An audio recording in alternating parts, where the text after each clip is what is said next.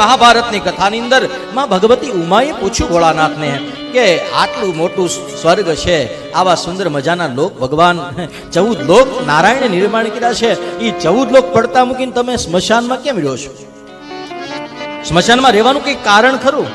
ત્યારે ભગવાન ભોળાનાથે ભગવતી ઉમાને કીધું કે ઉમા, એ સતી, હું આખી દુનિયામાં મેં વિચરણ કર્યું મારી રહેવા માટે કે મારે કઈ જગ્યાએ રહેવું. ત્યારે આખા જગતની અંદર નજર કરી તો પવિત્રમાં પવિત્ર જગ્યા મને કોઈ દેખાણી હોય તો એ સ્મશાન છે.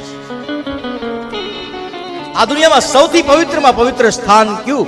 તો કીધું સ્મશાન. કેમ? કીધું સ્મશાન એક જ એવી જગ્યા છે કે ત્યાં ખોટા માણસો જાતા, કારણ વિના માણસ ત્યાં બેસવા ન જાય, ગામની વાતો કરવા કોઈ સ્મશાનમાં ન જાય. અરે હવે થોડું ઘણું આ મોબાઈલ ને બધું થયું તો સ્મશાનમાં બીજી ત્રીજી વાતો થાય, બાકી લગભગ આપણે ત્યાં સ્મશાનમાં હંમેશા સત્સંગ અને વૈરાગ્યની વાતો જ થતી હોય, કારણ કે વૈરાગ્યની ભૂમિ છે. ત્યાં ભગવાન આશુતોષ શિવ નિવાસ કરે છે. સ્મશાન બહુ પ્રિય છે, કારણ કે ભગવાને કીધું કે જેને કોઈ ન રાખે એવા ભૂત ગણો, જેને બધાએ તરછોડી દે હોય કેવા સાવ સોજા થઈ ગયા હોય ને, જેનો કોઈ હાથ ન પકડતો હોય એ પછી કેવા ડાયા થઈ ગયા હોય, એ બધાય ડાયા ને પછી ક્યાં મૂકી આવે બધાય?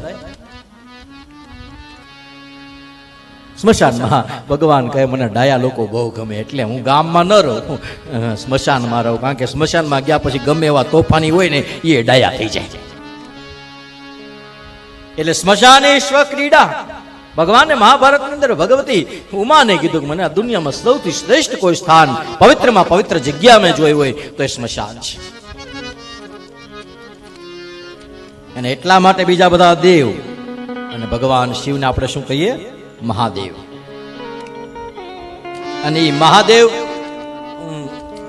આપણને એવું લાગે કે એટલે ઘણા લોકો પછી શિવાલયે ન જાય, ઘણા લોકો રામજી મંદિરે ન જાય, ઘણા લોકો આ મંદિરે ન જાય, ઓલા મંદિર વાળા આ મંદિરે ન જાય, ઓલાને તિલક આ તિલક કર્યું હોય તો ન ગમે. પણ એ બધી વાતો માણસોએ ઊભી કરેલી છે.